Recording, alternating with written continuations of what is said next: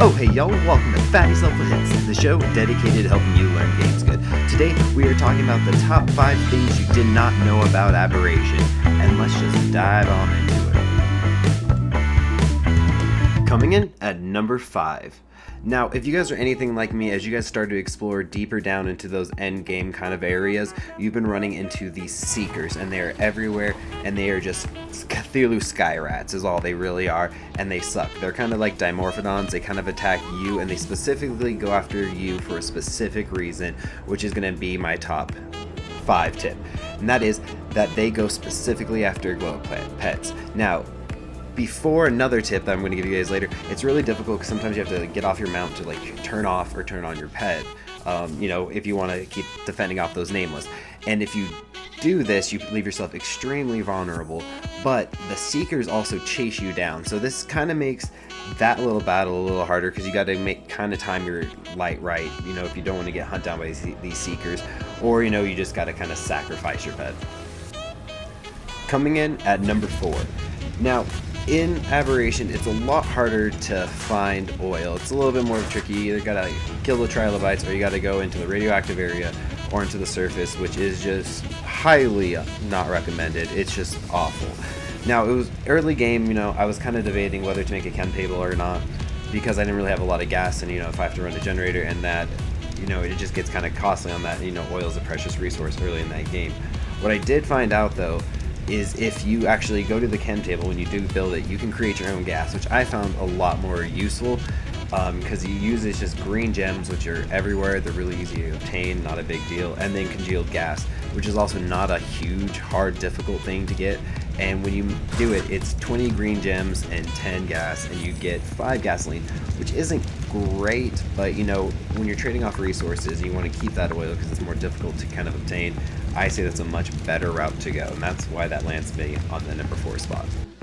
Coming in at number 3. Now, this is kind of a 2-for-1 deal on this one, so I just wanted to talk about light pets, and they're important. No matter if it's like the glow tail, the bulb dog, any of the other ones, shine horns, they have 2 really useful effects.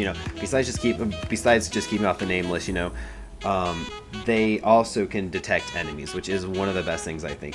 So if you're walking around and there's an enemy and it's a pretty decent detection vicinity, you'll get this little face down in the bottom right hand corner, which is huge. Not a lot of people know that, and I've been using that because people sneak up on me all the time, especially in Aberration. New map is really busy on most servers. But the other thing that is kind of more of just so an FYI is if you want to, while your shoulder pet is mounted on you, you want to turn on that light like I was talking about earlier. It is in your emotes, and it is the clapper. So yes, if you go into your emotes, you will see this one that says light exclamation, and if you do it and you look at your person kind of claps on your pet like lamps, and it's amazing. I think that's a really cute, fun thing to do, and it makes it a lot safer. So if you're getting attacked with those seekers like we were talking about in the number 5 tip, you want to just do this as an emote, do it real quick so you can stay on your mount and stay safe. But if you're finding a lot of those seekers in a certain area but you're not coming in contact with a lot of nameless, just turn them off, let them recharge, and keep safe. Coming in at number 2. Now, one of the best new mounts or animals in the game is the ravager. They are amazing. They're kind of a pack animal. They're kind of like cave wolves. Actually, when you spawn them in, their names are actually under it as cave wolf, which I think is hilarious. But they're amazing mounts. They're really versatile. They're fast. They jump really well. But another cool thing is they are actually one of the most useful ones for getting around because of their fact that they can attach to zip lines and they can climb on them very well. And a lot of people were asking when I was, going to Facebook and Instagram, kind of asking people, what are things that you might know about Aberration that I haven't heard about, and kind of having that conversation. People were asking about the steepness of the zip line. Like, if you're at the very bottom and you shoot it like really incredibly steep, can you still climb up? And the answer is yes. In this clip I show you, it doesn't matter the angle of it, it can definitely go that far. But the thing is, always shoot away from you first.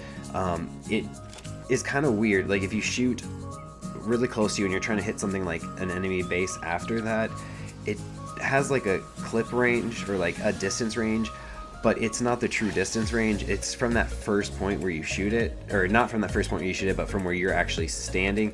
So if you shoot it really close to you, you can't attach it unless you're like right up against it. So what you need to do is shoot as far away as you can. It has about the same range as a grappling hook from what I've played with, and you want to hit far away and then attach it somewhere close to you, because then you're not messing with that distance range at that point, and you'll get a much longer zip line. Coming in at number 1.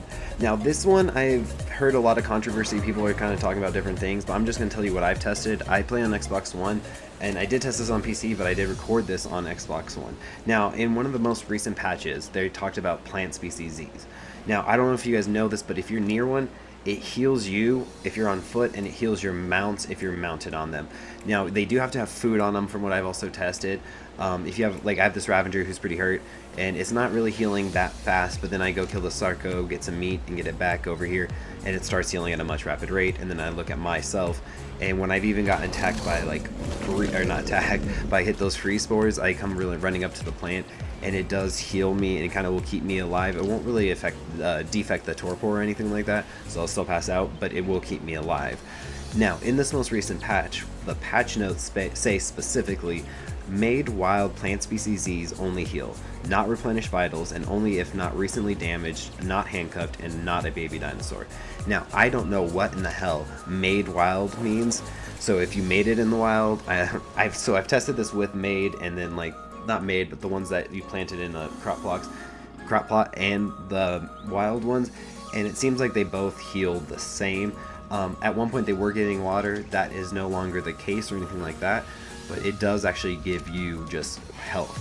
So this is my number 1 tip, because they are also everywhere. So if you're fighting and and you're getting kind of wrecked a little bit, if you can get your dinosaur to a plant species Z, and you can see those spores kind of light up, and you're in your healing range, you can defend yourself a lot better, and it is a really huge healing factor. So I would highly recommend you to kind of knowing what those are, so when you take your routes, you can kind of know where you need to be, or where you want to try to pick those fights, and where you need to run from. As always, thank you guys so much for watching. If you guys like this video, don't forget to show that like button some love, and that subscribe button a little bit of love as well. Don't forget, I also post a lot on Instagram and also on Facebook, so keep a lookout for me there. Here on the left is a video. It is my top 5 places to build an aberration, and this other video is going to be a YouTube recommended video, so click over there as well, and I will catch you guys in the next one. Peace.